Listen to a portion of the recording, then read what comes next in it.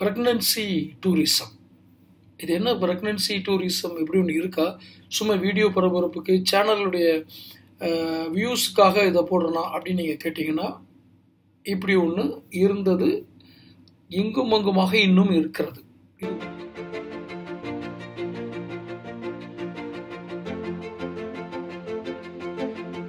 என்ன pregnancy tourism? எந்த நாட்டிலேருந்து எவனோ ஒருத்தன் வருவான், இருக்கிறதுலே புத்திசாலியான நாடு எதுன்னு பார்த்து அந்த நாட்டில் அதுவும் எந்த இனம் இதான இனம்னு பார்த்து அதை போய் அந்த நாட்டோட ஆண்களோட தங்களோட பெண்களை கலக்க வச்சு வாட் இஸ் திஸ்? இதெல்லாம் ஒரு நாகரிகமான உங்களுக்கு நடக்கிறதா அப்படின்னு நீங்கள் கேட்டிங்கன்னா அது நடக்குது.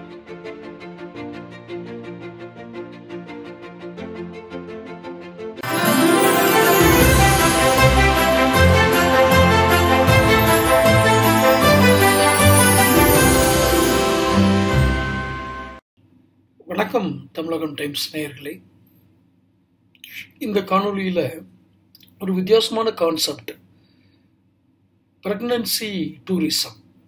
இது என்ன பிரெக்னன்சி டூரிசம் இப்படி ஒன்று இருக்கா?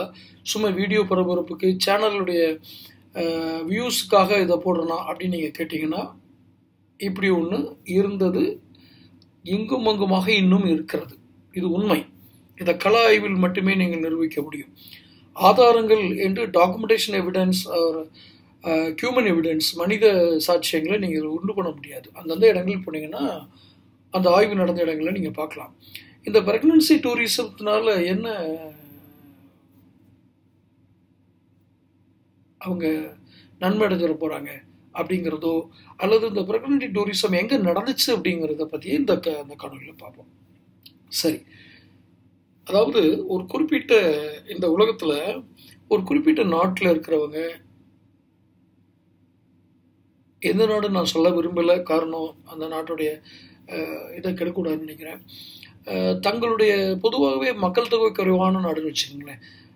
அதுவும் மக்கள் தொகை கூடணும் அப்படிங்கிறதுக்காக, அதிகமான மக்கள் தொகை வேணும் அப்படிங்கிறதுக்காக ஆரோக்கியம் இல்லாத அல்லது ஒரு ஒரு சரியான இது இல்லாத குழந்தைகளை பெற்றா சரியாக இருக்காது அப்படிங்கிறதுக்காக அவங்க என்ன சூஸ் பண்ணுறாங்கன்னா, உலகத்தில் பெஸ்ட்டு இனம் எது, அதாவது உடல் பொலிவு, தோற்ற பொலிவு, உடல் ஆரோக்கியம், அழகு, இதெல்லாம் எங்கே இருக்கிறாங்கன்னு பார்த்தா அங்கே தங்கள் நாட்டோட பெண்களை, நான் சொல்கிறது ரொம்ப கௌரவமாக நடக்கிறது.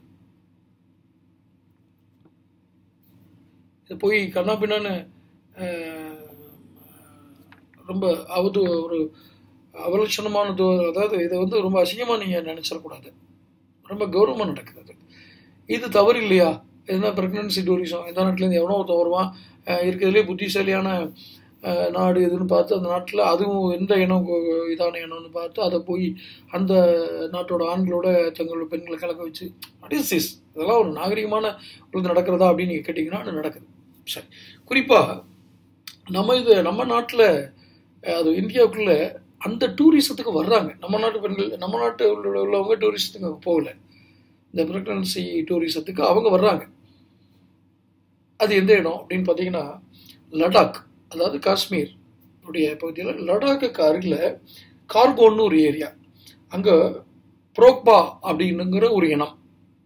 இவர்கள் தூய ஆரியர்கள் சொல்லுவாங்க, அதில் தூய ஆரியர்கள் அப்படின்னு அறியப்படுறாங்க. தூய ஆரியர்கள் அப்படின்னா வெறும் வெள்ளையாக இருக்கிறாங்க, அவங்க சகப்பாரால் கலராக இருக்கிறாங்க அப்படிங்கிறக்கா இல்லை. வாழ்க்கை முறை, அவர்களுடைய கலாச்சாரம், அந்த பண்பட்டு தொன்பட்டு வரக்கூடிய கலாச்சாரத்தை எவ்வாறு அவர்கள் காத்து அடுத்த தலைமுறைக்கு சேர்த்து அவங்க வாழ்கிறாங்க, அடுத்த தலைமுறையில் அதை கடைபிடிச்சு வாழ்கிறாங்கன்ற வச்சு ஒரு அனலைஸ் பண்ணிட்டு ஒரு குறிப்பிட்ட நாடுகள்லேருந்து பிரெக்னன்சி டூரிசம் வர்றாங்க. இந்த பிரெக்னன்சி டூரிசத்துக்கு வர்றவங்க இந்த இனத்தை ஏன் தேர்ந்தெடுத்தாங்க? தூய ஆரியர்கள் அவங்க பேர். இந்த தூய ஆரியர்களை எங்கே தேர்ந்தெடுத்தாங்க அப்படின்னா, இவங்க நல்ல உடல் கலர், நல்ல கலரோடும் நல்ல ஹைட்டுமாக இருக்கிறாங்க, நல்ல உயரமான இதுவும் நல்ல ஆரோக்கியமாக ஒரு தோற்றப்பொழிவோடு இருக்கிறாங்க. இவங்களை தேர்ந்தெடுத்து பிரெக்னன்சி டூரிசம் வர்றதா ஒரு சில ஆய்வுகள் சொல்லுது. இதை ஆய்வு செய்தவர்கள் யார்? இந்த ஆய்வு என்ன சொல்லிச்சு? சும்மா சொல்லாதீங்க. அந்த புரோக்பா இனம், லடாக் பக்கத்தில் இருக்கிற அந்த புரோக்பா இனத்தை பற்றி தூய ஆரியர்கள் நீங்களே சொல்லாதீங்க. ஏன் இப்போ இந்த ஆரியர்கள் இவங்களை சொல்கிறீங்க அப்படின்னு கேட்டிங்கன்னா, நீங்கள் அங்கே கள ஆய்வு செஞ்சீங்கன்னா உங்களுக்கே தெரியும். தங்கள் பெயரை குறிப்பிட விரும்பாதவர்கள் இதை சொல்கிறார்கள். ஒரு குறிப்பிட்ட நாட்டிலேருந்து வந்த பெண், அந்த நாடு என்னன்னு தெரிஞ்சுக்கிட்டு அந்த நாட்டை அசிங்க, அதாவது இதை சொல்லியாச்சுங்க, அதை சொன்னால் தப்பாயிரும். அந்த நாட்டிலேருந்து வந்தவங்க காஷ்மீரில் ஒரு அறையில் ஒரு ஹோட்டலில் ரூம் எடுத்து ஒரு சில நாட்கள் ஒரு ஆணோட ஒரு பெண் தங்குகிறார். அதுக்கப்புறம் கர்ப்பமுற்றோடனே அவர் வெளியே பிரெக்னன்ட் ஆனோடனே அவங்க கிளம்பிடுறாங்க. இந்த ஆண் ஊருக்கு போயிடுறாரு. அப்போ அந்த குழந்தை பிறந்தோடனே அதை எடுத்துகிட்டு வந்து காட்டுறாங்க, குழந்தை காட்டுறாங்க. சரி, இது இந்த குழந்தை இப்படி இருக்குது. ஏன் இந்த புரோக்பா இனத்தை மட்டும் தேர்ந்தெடுக்கிறாங்க அப்படின்னா பல ஆய்வுகள் இருக்கு. அதாவது ஆண்களுடைய குரோமோசோம்கள் அதிகமாக செயல்படக்கூடிய, அல்லது பொது ஆண்களோட குரோமோசோம் அதிகமாக செயல்பட்டால் அப்போ அவங்க தான் இதான், அப்படி அல்ல. அந்த மாதிரி ஒரு தர்க்கத்துக்குள்ளே போயிடக்கூடாது. இது வந்து ஆர்குமெண்ட் சைக்கிள்.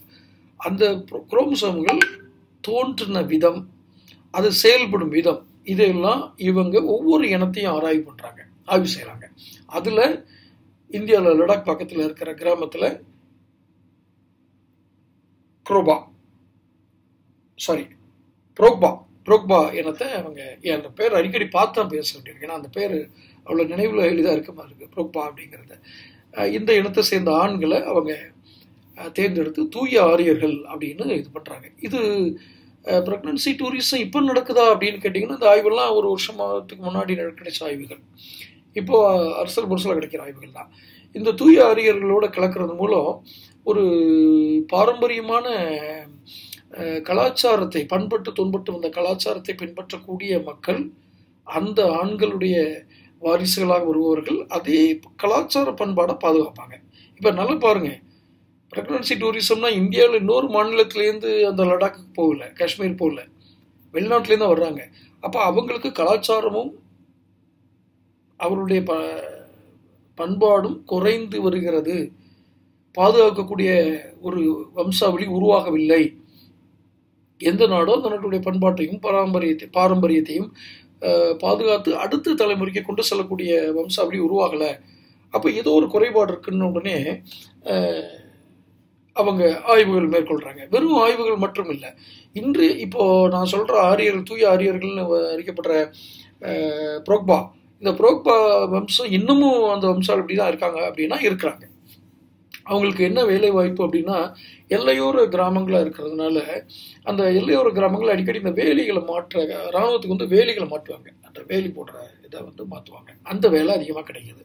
இன்னொன்று இவங்களுடைய கல்டிவேஷன், பாதாம் நிறைய வரையில இடமா இருக்குது. ஸோ அந்த கல்டிவேஷன் இது போதுமானதாக இருக்கவில்லை. வேலைவாய்ப்பிற்காக பஞ்சாப் மாநிலங்களை நோக்கி அந்த புரோக்பா இனத்தை சேர்ந்தவங்க வர்றாங்க. இப்போ இந்த புரோக்பா இனத்தை சேர்ந்தவங்க இந்த பஞ்சாபில் இருக்கிறாங்க. ஒரு சிலர் வந்து மேற்படிப்புகளுக்காக படித்து சில ஐஐடியில் ஒர்க் பண்ணுறாங்க. அவங்களுடைய ஆய்வுகளில் தான் இந்த விஷயங்களே வருது. இன்னொரு சம்பவமும் உண்டு, நான் குறிப்பிட விரும்பலை.